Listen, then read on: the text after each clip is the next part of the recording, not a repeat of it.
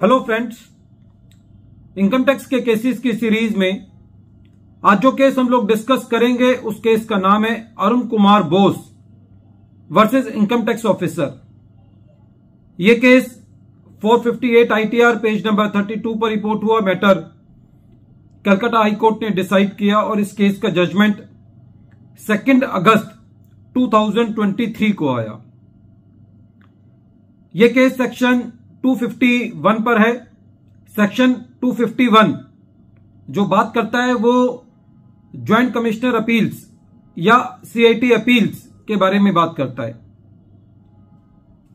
2001 के अंदर यह अमेंडमेंट आई कि commissioner of income tax appeal के पास ये पावर नहीं है कि CIT अपील असेसिंग ऑफिसर को मैटर को रिमांड बैक कर पाए।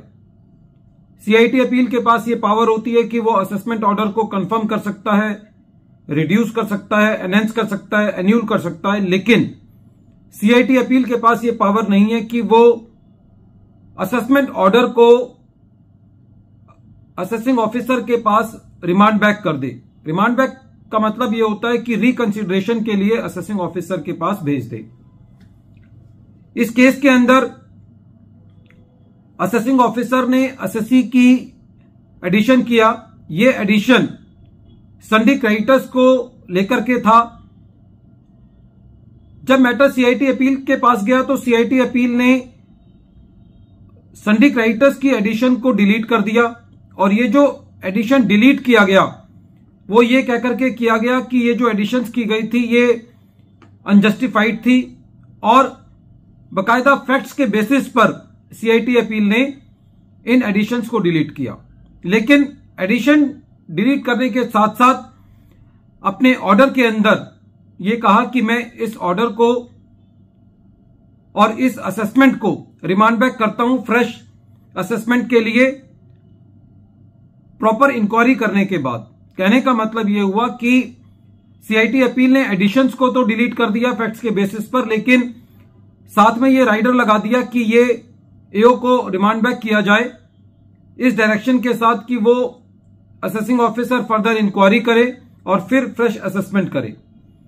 हालांकि इस केस में असेसी की असेसमेंट जो की गई थी, एडिशंस की गई थी, उनको डिलीट कर दिया गया, लेकिन फिर भी असेसी इस CIT अपील के ऑर्डर के अगेंस्ट ITAT गया क्योंकि असेसी का कहना यह था कि मेरे मैटर को अब क्योंकि CIT अपील फैक्चुअल बेसिस पर मुझे रिलीफ दे चुके हैं तो ये मैटर CIT अपील के द्वारा रिमांड बैक नहीं किया जा सकता। जब मैटर ITAT के पास था तो ITAT के सामने असेसी की ये स्पेसिफिक ग्राउंड था कि मेरा मैटर ये रिमांड बैक नहीं होना चाहिए। ITAT ने असेसी की बात नहीं सुनी, इसलिए मैटर कलकत्ता हाई कोर्ट के पास गया। कलकत्ता हाई कोर्ट का यह कहना था कि सबसे पहले 2001 फाइनेंस एक्ट के द्वारा और सर्कुलर 14 2001 के द्वारा अब CIT अपील के पास रिमांड बैक की पावर नहीं है। दूसरा, कलकत्ता हाई कोर्ट का यह कहना था कि जब यह मैटर असेसी ITAT लेकर गया तो उस वक्त डिपार्टमेंट ने ITAT के सामने जो CIT अपील ने एडिशंस डिलीट की थी उन डिलीशन के अगेंस्ट अपील नहीं की। जो डिपार्टमेंट का क्रॉस ऑब्जेक्शन था वो खाली इस बात को लेके था कि CIT अपील जो है वो रिमांड बैक कर सकता है।